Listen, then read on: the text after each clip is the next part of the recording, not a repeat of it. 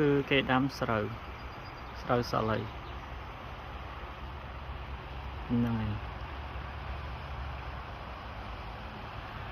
ទឹកត្រជាក់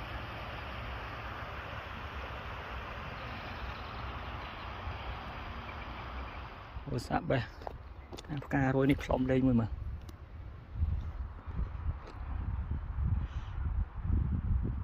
វាអត់ focus ហ្នឹង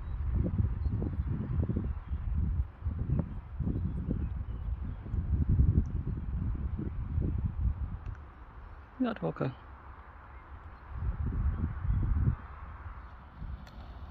ទៅហើយ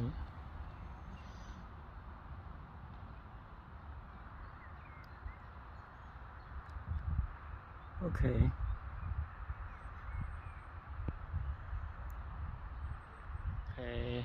រីករាយជាមួយនឹងការដើរបងជាមួយខ្ញុំ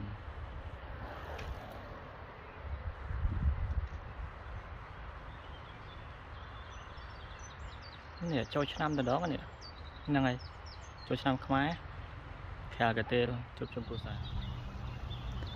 ផ្កាលឿង